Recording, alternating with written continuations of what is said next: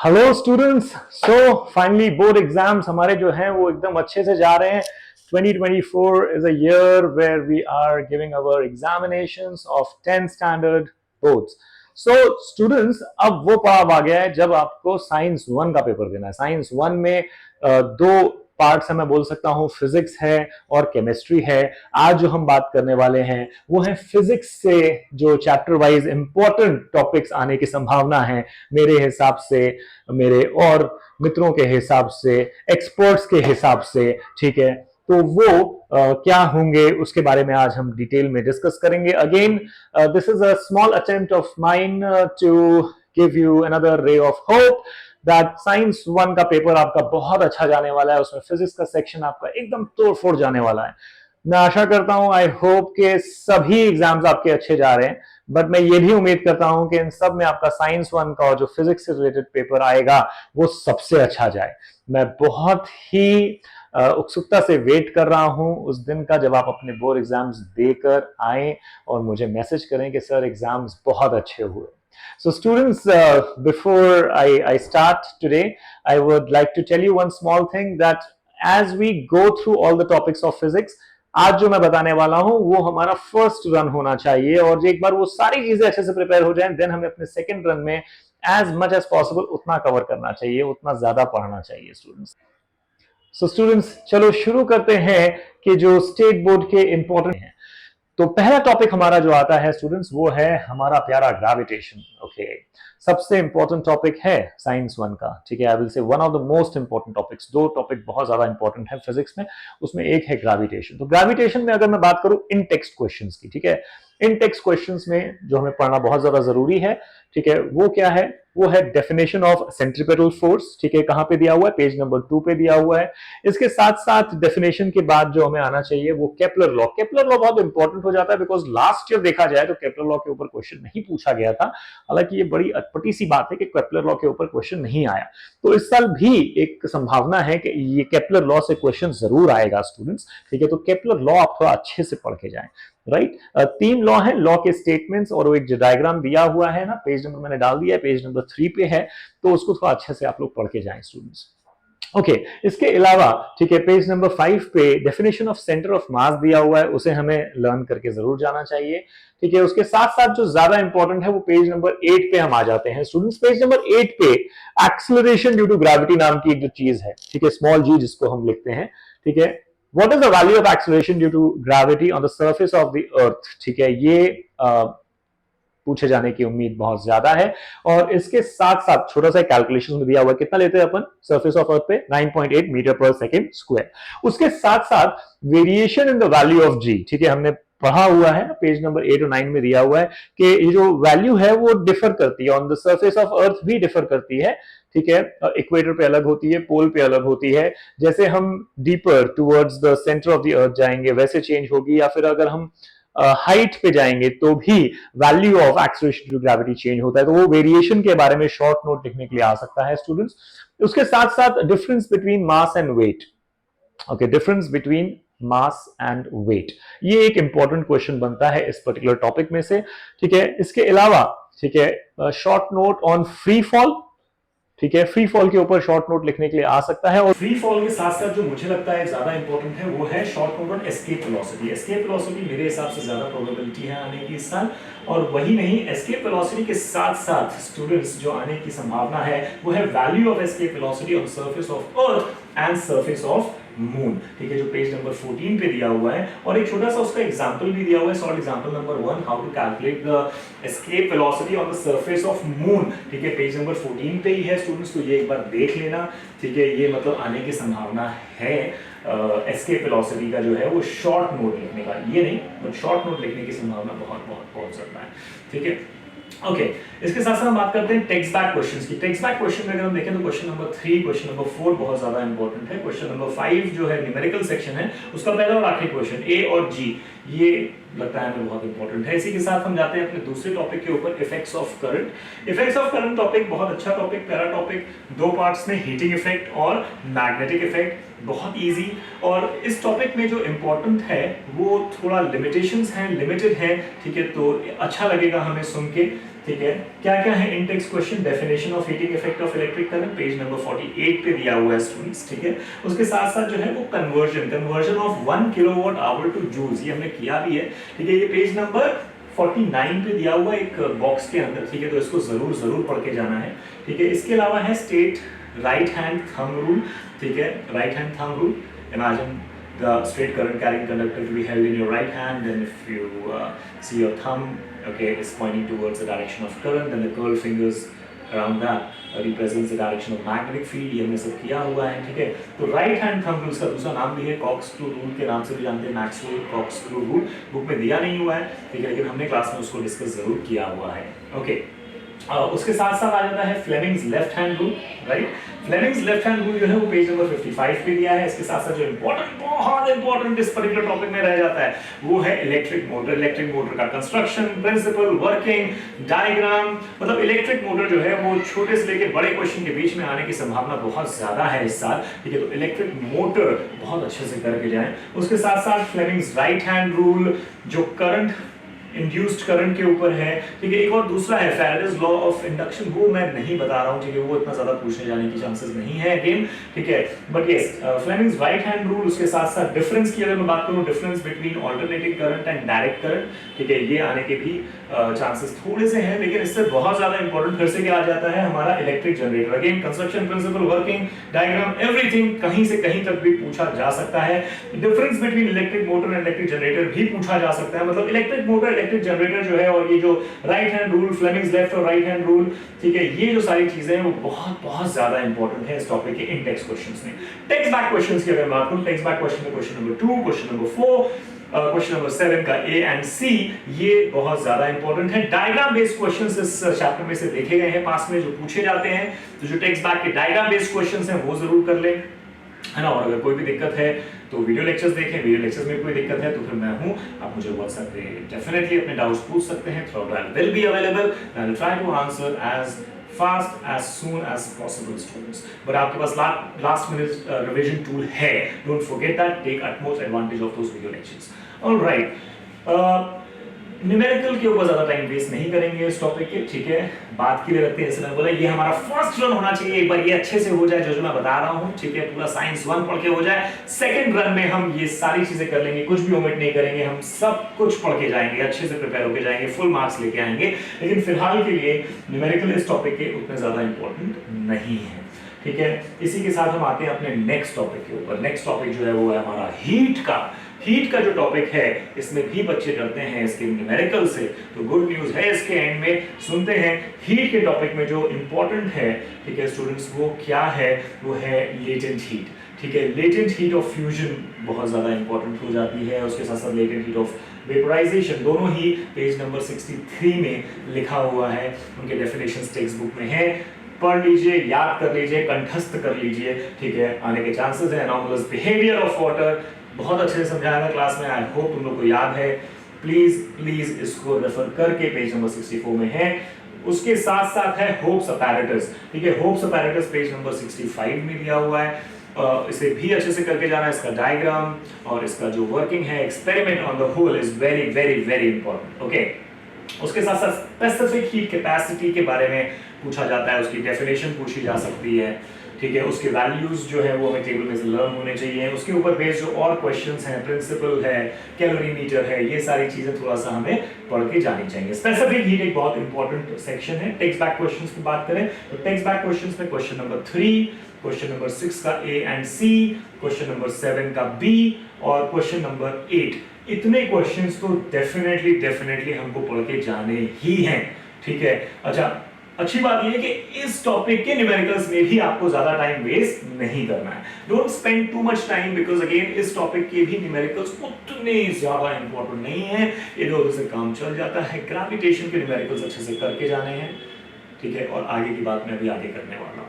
Okay, so students, moving on to the next topic. Next topic कौन सा है हमारा? Next topic is सबसे important topic है जो है refraction of light. फिजिक्स में ग्रेविटेशन और रिफ्रैक्शन ऑफ लाइट, ये दो टॉपिक्स इतना अच्छे से पढ़ के जाओ कि इसमें से एक भी क्वेश्चन तुम छोड़ के ना हो, तो मतलब आधी जंग तो फिजिक्स की वहीं पे जीत जाओगे स्टूडेंट्स, है ना।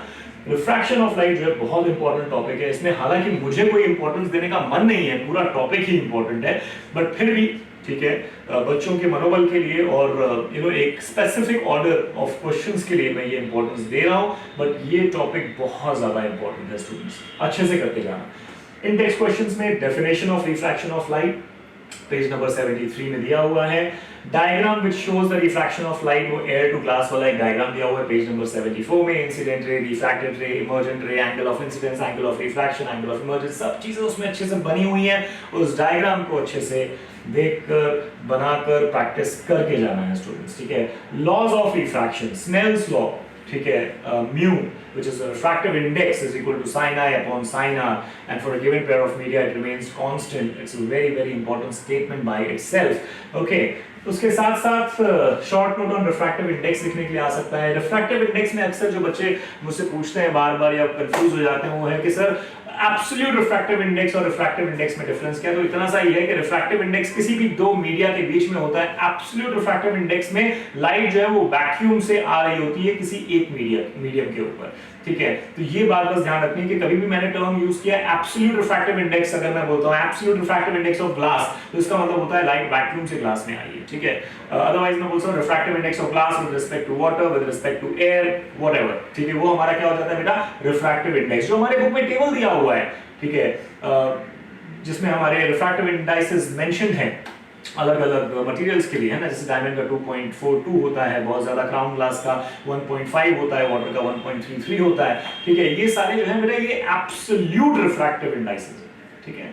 उन पर्टिकुलर मीडियम्स के लिए जो रिफ्रैक्टिव इंडेक्स है वो हम कब देख रहे हैं, जब वैक्यूम से लाइट उस मीडियम के अंदर जा रही है, ठीक है। सो ये बहुत इंपॉर्टेंट है समझ पाना कि भाई एब्सोल्यूट रिफ्रैक्टिव इंडेक्स और रिफ्रैक्टिव इंडेक्स में फर्क इतना सा ही है। ओके, आगे बढ़ते हैं। ट्विंकलिंग ऑफ स्टार्स के ऊपर शॉर्ट नोट डेफिनेटली बहुत इंपॉर्टेंट है इस साल के लिए, पेज नंबर 76 में दिया हुआ है। इसी के साथ साथ अर्ली सनराइज, डिलेड सनसेट, ठीक है। Basically this is the effect of refraction on our atmosphere, ठीक है। तो बहुत इंपॉर्टेंट है, ये कैसे भी वहां पे आके पूछा जा सकता है, इसको पढ़ के जाना है। डिस्पर्जन ऑफ लाइट बहुत important, definition what is dispersion of light, ये पूछा जा सकता है शॉर्ट क्वेश्चन में। TIR, total internal reflection, page number 78 पे दिया हुआ है, with diagram as it is पढ़ के जाना, आने के चांसेस बहुत ज्यादा है, ठीक है। इसके साथ साथ है रेनबो फॉर्मेशन। रेनबो फॉर्मेशन एक तरह का निचोड़ है, ये एप्लीकेशन ऐसा है कि ये तब होगा जब हम ऐसा मान के चलें कि डिस्पर्जन भी हो रहा है, टोटल इंटरनल रिफ्लेक्शन भी हो रहा है और रिफ्रैक्शन भी हो रहा है, तब जाके इनके कंबाइंड इफेक्ट से रेनबो बनता है, हमने ये पढ़ा हुआ है, राइट। तो रेनबो फॉर्मेशन, और लास्ट में मैं लिख देता हूं, मन में थोड़ा धुतक हो रही थी इसलिए मैंने इसको ऑर्डर पे तो नहीं लिखा, बट लास्ट में लिख देता हूं, मिराज। मिराज भी पढ़ के जाना, पेज नंबर 76 में दिया हुआ है, ठीक है। It is an application of I can say total internal reflection, ठीक है। तो इसको भी पढ़ के जाना है अच्छे से।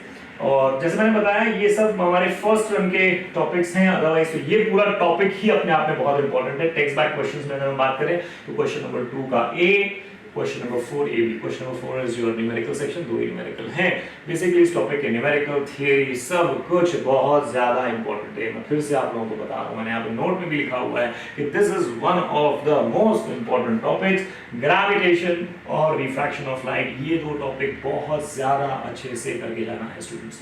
ओके, अपने नेक्स्ट टॉपिक पे हम आ जाते हैं। जो हमारा नेक्स्ट टॉपिक है वो है बेटा लाइट से ही रिलेटेड लेंसेज का। लेंसेज उतना ज्यादा वेटेज के पॉइंट ऑफ व्यू से देखा जाए तो नहीं है, ठीक है, बट उसमें क्या क्या चीजें इंपॉर्टेंट है उसको हम जल्दी से देख लेते हैं। लेंसेज में जो इन टेक्स्ट क्वेश्चंस हैं उसमें हम देख लेते हैं। पहले तो डेफिनेशंस हैं, definitions related to lenses, page number 81 में, centre of curvature, radius of curvature, ठीक है, फोकल लेंथ, है ना, ये सारी चीजें जो दी हुई हैं उनको अच्छे से पढ़ के जाना है। इसके बाद जो है वो है rules to draw the ray diagram, जो 3 रूल हैं पेज नंबर 82 में दिए हुए हैं विद डायग्राम, ठीक है। मतलब जो एक पैरेलल रे होती है प्रिंसिपल एक्सिस से, वो फोकस से पास होती है, ऑन द अदर साइड जो फोकस लेफ्ट हैंड साइड के फोकस से पास हो रही होती है वो लेंस को पार करने के बाद पैरेलल हो जाती है, और जो ऑप्टिकल सेंटर से ले जा रही होती है पासेस अनडेविएटेड, राइट। तो ये सारी चीजें हमको ये रूल्स में आ जाता है। उसके बाद जो रे डायग्राम्स है ना, images formed by convex lens, बहुत इंपॉर्टेंट है, ठीक है। रे डायग्राम्स जो है वो बुक में डायरेक्टली बने नहीं हुए हैं, बट हमने क्लास में बनाए हैं, तो अपनी आप क्लासेस के नोट्स रेफर करो, वीडियोस रेफर करो, ठीक है, जो हमारे एलएमआर में है, तो उसको रेफर करने के बाद भी अगर कोई डाउट है तो as I always say I am there, you can always connect with me on WhatsApp. Students इसी से रिलेटेड जो बॉक्स दिया हुआ है जिसमें मैं अलग अलग चीजें लिखी हुई हैं, कहाँ पे ऑब्जेक्ट रखा है, किस तरह का इमेज बनेगा, तो वो बॉक्स अपने आप में बहुत इंपॉर्टेंट है। Determining the position of the image, size of the image, nature of the image, real image है, वर्चुअल इमेज है, रियल और वर्चुअल के बीच का डिफरेंस क्या होता है, डिफरेंस भी आ सकता है, ये सारी चीजें हमें आनी चाहिए, ठीक है। पेज नंबर 83 में ये बॉक्स बना हुआ है, ये बॉक्स बहुत इंपॉर्टेंट है, अच्छे से पढ़ के लर्न करके जाना है, ये बॉक्स बहुत बहुत इंपॉर्टेंट है, पक्की बात है इसमें से कुछ ना कुछ जरूर आने वाला है, ठीक है। कार्टेशियन साइन कन्वेंशन और उसका जो डायग्राम है ये भी बहुत इंपॉर्टेंट है, हमें पता है ना, वही अपना जो ग्राफ वाले रूल्स हैं, ठीक है, वही सारे अप्लाई होते हैं, एक बार पढ़ लेना, मैंने लिखवाया हुआ है, ठीक है। ये भी जो है वो पेज नंबर 84 और 85 में है, 85 में नीचे देख लो ना, बॉक्स में पूरे रूल्स अच्छे से लिखे हुए हैं, ऑब्जेक्ट हमेशा लेफ्ट में होता है वगैरह वगैरह सारी चीजें लिखी हुई हैं, ठीक है। मेरे नोट्स हैं तो उसमें भी लिखाया ही हुआ है। Definition of magnification and power of lens, ठीक है, definition of magnification and power of lens, और सबसे ज्यादा इंपॉर्टेंट है ह्यूमन आई का लेवल डायग्राम बना होगा, डायग्राम की चिंता नहीं करनी है, लेकिन उसमें जो डिफरेंट चीजें हैं जो ह्यूमन आई की, ठीक है, right from the cornea to the retina, ठीक है, वो सारी चीजें तुम्हें लिखनी पड़ेंगी, कोरोइड वगैरह सारी चीजें जो हमारे बुक में है उसको अच्छे से देख के जाओ, ठीक है। ये डायग्राम अपने आप में बहुत इंपॉर्टेंट है, लेबल करने के लिए ये डायग्राम आने के चांसेस बहुत बहुत ज्यादा है। पेज नंबर 87, उसके ही साथ पेज नंबर 87 में दिया हुआ है लीस्ट और minimum distance of distinct vision, ये बॉक्स में है, पढ़ के जरूर जाना है, ठीक है। सबसे ज्यादा इंपॉर्टेंट अगर ह्यूमन आई के लेबलिंग की बात है तो वो है डिफेक्ट्स ऑफ विजन, ठीक है, हाइपरमेट्रोपिया, मायोपिया, प्रेसबायोपिया, ठीक है, या तो उसको फार साइटेडनेस, नियर साइटेडनेस जो भी बोल दो, ओल्ड एज हाइपरमेट्रोपिया, जिस भी नाम से बोल दो, ठीक है, इनको पढ़ के जाना, शॉर्ट नोट डिफरेंस कुछ भी आ सकता है स्टूडेंट्स, ठीक है, उनके करेक्शंस जो हैं वो भी आ सकते हैं, न्यूमेरिकल में भी एक क्वेश्चन दिया हुआ है, ठीक है, वो भी मैंने डाला है अपने इंपॉर्टेंट वाले लिस्ट में। यूजेस ऑफ लेंस में 4 चीजें हैं, सिंपल माइक्रोस्कोप, कंपाउंड माइक्रोस्कोप, उसके बाद टेलीस्कोप और उसके साथ साथ दिया हुआ है ऑप्टिकल इंस्ट्रूमेंट्स, उनमें ये दो ज्यादा इंपॉर्टेंट है, सिंपल माइक्रोस्कोप और टेलीस्कोप, पेज नंबर 90 और 91 में दिया हुआ है स्टूडेंट्स, ये भी अच्छे से अपने को पढ़ के जाना है। Okay, I hope you all are following me and I hope that you will pay attention to each and everything which I am telling you on this video.